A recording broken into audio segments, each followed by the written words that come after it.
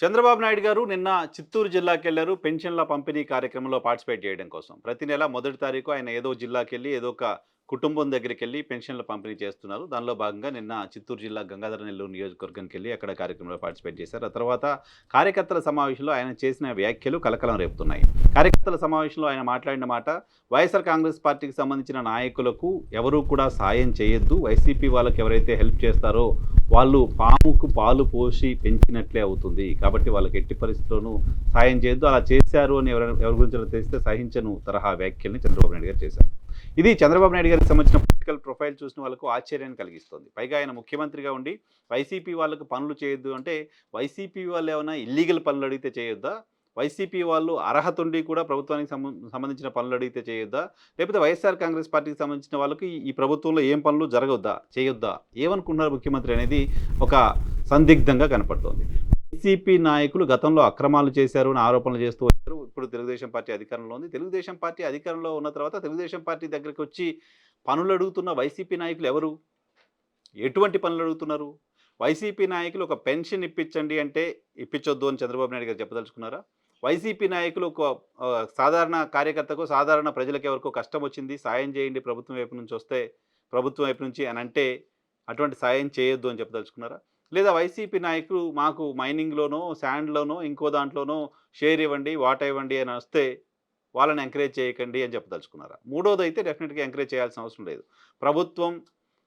ప్రభుత్వంగా అమలు చేస్తున్న కార్యక్రమాల అమలుకు సంబంధించి ఎవరు వచ్చి అడిగినా సాయం చేయాల్సిందే డెఫినెట్‌గా కదా! ప్రభుత్వం బాధ్యత కదా అది. పైగా పనులు ఎవరి దగ్గరికెళ్తారు? పనులు చేయడానికి సంబంధించి అధికారుల దగ్గరికెళ్తారు గదా! పార్టీగా చేసే పనులు టీడీపీ కార్యకర్తల దగ్గరికొచ్చి వైసీపీ వాళ్ళు అడిగే పనులు ఏముంటాయి? టీడీపీ కార్యకర్తల దగ్గరికొచ్చి అడిగే పనులు ఏముంటాయి? అధికారుల దగ్గరికొచ్చి అడుగుతారు.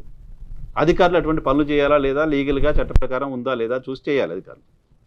వైసీపీ వాళ్ళైనా, మా పార్టీ వాళ్ళైనా చట్ట ప్రకారం ఉంటేనే పనులు చేయండి, లేకపోతే లేదు అని ఒక గైడెన్సు, ఒక ఆదేశం అధికారులకు చంద్రబాబు నాయుడు గారు ఇచ్చారంటే ఆయన స్థాయి పొలిటికల్ ప్రొఫైల్‌కి ప్రాపర్‌గా అర్థం చేసుకోవాలి. తెలుగుదేశం పార్టీ కార్యకర్తలు, నాయకుల దగ్గరికి వైసీపీ వాళ్ళు ఎందుకు వస్తున్నారు? ఏ పనుల కోసం వస్తున్నారు? వీళ్ళ దగ్గరికి వచ్చి పనులు అడగాల్సిన పరిస్థితి ఎందుకు ఉంటోంది? తెలుగుదేశం పార్టీకి సంబంధించిన కార్యకర్తలే మొత్తం నడిపిస్తున్నారా? ప్రభుత్వ యంత్రాంగం లేదా? ప్రభుత్వ యంత్రాంగం దగ్గరికి వెళ్లకుండా టీడీపీ కార్యకర్తల దగ్గరికే ఎవరైనా వచ్చి పనులు చేపించుకోండి అనే తరహాలో ప్రభుత్వాన్ని నడిపిస్తున్నారా? వైసీపీ వాళ్ళకైనా, ఇంకెవరికైనా ఏ పని కావాలన్నా అధికారుల దగ్గరికి కాకుండా టీడీపీ నాయకులు, కార్యకర్తల దగ్గరికి వెళ్ళండి అనే గైడెన్స్, అటువంటి డైరెక్షన్ ప్రభుత్వం ఏమైనా ఇచ్చిందా? సో అటువంటి గైడెన్స్ ఇచ్చుంటే మాత్రమే కదా వైసీపీకి సంబంధించిన వాళ్ళు తెలుగుదేశం పార్టీ కార్యకర్తల దగ్గరికి, నాయకుల దగ్గరికి వెళ్ళి మాకు పనులు చేయండి అని అడిగేది. నాకు తెలిసి వైసీపీ కార్యకర్తలు, నాయకులు వాళ్ళ స్థాయిలో ఉండే ఇంకో తెలుగుదేశం పార్టీ కార్యకర్తలు, నాయకుల దగ్గరికెళ్ళి పనులు అడిగే పరిస్థితి ఉండదు. కానీ వైసీపీ సానుభూతి పరులు గ్రామాల్లో ఉన్నవాళ్ళు పెన్షన్లకు సంబంధించిన ఇష్యూలోనో, ఇంకేదో ఇష్యూలోనో స్థానికంగా ఉన్న తెలుగుదేశం పార్టీకి సంబంధించిన నాయకుల దగ్గరికి వెళ్ళడానికి అవకాశం ఉంటుంది. తెలుగుదేశం పార్టీకి సంబంధించిన ప్రజాప్రతినిధులు, నాయకుల దగ్గరికి వెళ్ళి మాకు పలానా ఆఫీస్‌లో పలానా పనుంది చేయండి అని అడిగే పరిస్థితి ఉంటుంది. సో అటువంటి వాళ్ళకి చేయొద్దని చెప్పదలుచుకున్నారు చంద్రబాబు నాయుడు గారు.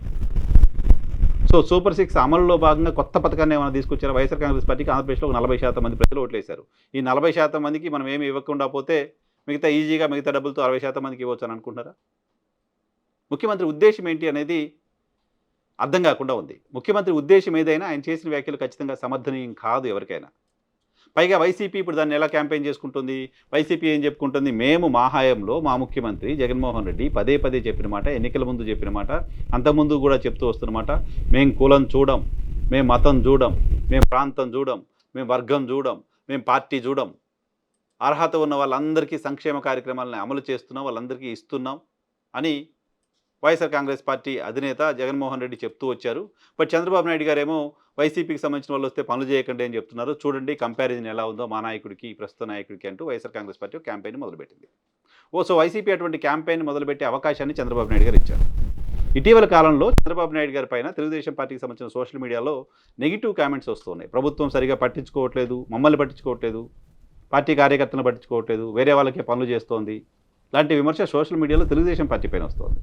సో దాన్ని కౌంటర్ చేయడం కోసమో, లేకపోతే వాళ్ళని సాటిస్ఫై చేయడం కోసమో చంద్రబాబు నాయుడు గారు నిన్న వ్యాఖ్యలు చేసినట్టుగా అర్థం చేసుకోవాలి. సో అటువంటి వ్యాఖ్యలు కార్యకర్తలను సంతోషపెట్టడానికి చేసిన వ్యాఖ్యలుగానే ఉన్నాయా? నిజంగానే దాన్ని ఇంప్లిమెంట్ చేయబోతున్నారా అనేది ఇప్పుడు చర్చ. ఇదే సందర్భంలో ఇదే సందర్భంలో తెలుగుదేశం పార్టీకి సంబంధించిన నాయకత్వం వాళ్ళు ఏం చేస్తున్నారో కూడా ఒకసారి అర్థం చేసుకోవాలి. తెలుగుదేశం పార్టీ కార్యకర్తలపైన సానుభూతి ఉండాలి. పార్టీ కోసం పనిచేశారు కష్టకాలంలో, వాళ్ళని మీరు ఆదుకోవాలి, వాళ్ళకి పదవులు ఇవ్వాలి, వాళ్ళకి గౌరవం కావాలి. అది మీరు మీ పార్టీగా కోరుకుంటున్నారు, డెఫినెట్గా కోరుకోవాల్సిందే. రాజకీయ పార్టీ అయినా తమ పార్టీకి సంబంధించిన కార్యకర్తలు గౌరవం ఉండాలని కోరుకోవాల్సిందే, రెస్పెక్ట్ ఉండాలని కోరుకోవాల్సిందే. బట్ వాళ్ళ రెస్పెక్ట్ దెబ్బతినేలాగా మీరు బిహేవ్ చేస్తున్న దాంట్లో మార్పు ఏంటి మీరు చేసుకుంటున్నారు? ఈ కూటమి సర్కారు వచ్చిన తర్వాత వైసీపీ హయాంలో పనులు చేసుకున్న వాళ్ళు అనేక మంది మీ చుట్టూ తిరుగుతున్నారు. వాళ్ళందరికీ మీరు పనులు చేస్తున్నారు. నేను చాలా సందర్భాల్లో చాలా వీడియోల్లో చెప్పాను, చాలా ఎగ్జాంపుల్స్ చెప్పాను. గత ప్రభుత్వంలో కాంట్రాక్టులు చేసిన వాళ్ళు, గత ప్రభుత్వంలో లబ్ధి పొందిన వాళ్ళు ఇప్పుడు కూటమి సర్కారు చుట్టూ కూడా ఉన్నారు. కూటమి సర్కారును కూడా వాళ్ళే నడిపిస్తున్నారు. కూటమి సర్కారు కూడా వాళ్ళకే పనిచేస్తోంది. సో వైసీపీకి పనిచేసిన టీడీపీ కార్యకర్తలను ఊరుకోను అలా ఎవరు చేయొద్దు అని మీరు డైరెక్షన్ ఇచ్చి, నాయకత్వంలో ఉన్న మీరు చేసింది ఏంటి? నాయకత్వంలో ఉన్న మీరు ఈరోజు వైసీపీ నాయకులకు, వైసీపీ సానుభూతి పరులుగా ఉన్న బిజినెస్ మెన్స్కు చేస్తున్న సపోర్ట్కి ఏం ఆన్సర్ చెప్తారు? కార్యకర్తలు మాత్రమే, నాయకులు మాత్రమే వైసీపీ వాళ్ళని పట్టించుకోవాల్సిన అవసరం లేదు, మీరు పట్టించుకొని పనులు చేస్తారా అని తెలుగుదేశం పార్టీ కార్యకర్తలు ప్రశ్నించే పరిస్థితి ఉంటుంది. గతంలో ఆదానికి మొత్తం దోచేశారు జగన్మోహన్ రెడ్డి, ఆదాని కవల పిల్లలు అంటూ మాట్లాడారు. ఈరోజు ఆదాని ఏం చేశారు మీరు? ఆదానికి జగన్మోహన్ రెడ్డి ₹1 ఇస్తే మీరు రూపాయిన్నర రీయడానికి రెడీ అయిపోయారు. గతంలో అంబానీ పైన ఆరోపణలు చేశారు. ఇప్పుడు అంబానీ గురించి మీరేం మాట్లాడుతున్నారు? అంబానీ కంపెనీకి ఎవరికో ఒక రాజ్యసభ ఇచ్చేశారు, మొత్తం ఇక్కడ వనరులన్నీ ఇచ్చేస్తున్నారు అంటూ కమ్యూనిస్ట్ పార్టీలు కూడా అప్పుడు మాట్లాడాయి. ఇప్పుడు అంబానీకి ఇచ్చిన వాటిని వెనక్కి ఏమైనా తెస్తున్నారా? ఆదానికి అక్రమంగా ఇచ్చిన వాటిని ఏమైనా వెనక్కి తీసుకొస్తున్నారా? మెగా కృష్ణారెడ్డి పైన పదే ఆరోపణలు చేస్తారు. మెగా కృష్ణారెడ్డికి పోలవరం కాంట్రాక్ట్ ఎలా ఇస్తారు, రివర్స్ టెండరింగ్ పేరుతో దాన్ని నాశనం చేశారు అంటూ పదే 5 ఏళ్ళు మాట్లాడారు మీరు, మీ మీడియా. మెగా కృష్ణారెడ్డి ఇప్పుడు ఎక్కడున్నారు? మెగా కృష్ణారెడ్డిని ఇప్పుడు ఎందుకు మీరు ఎంకరేజ్ చేస్తున్నారు? ఇంకో చిన్న ఎగ్జాంపుల్స్, షిరిడి సాయి ఎలక్ట్రికల్స్ కడప జిల్లాకు సంబంధించిన వ్యక్తి. 5 ఏళ్ళు వైఎస్ఆర్ కాంగ్రెస్ పార్టీకి సంబంధించిన హయాంలో ఆయన వెలిగారు. మీ మీడియా మీరు రోజు ఆయన పైన విమర్శలు చేస్తూ వచ్చారు. ప్రభుత్వాన్ని ఆయనే నడిపిస్తున్నారు, దోచుకుంటున్నారు, మీటర్లలో వీటిలో అంటూ రోజు రాశారు.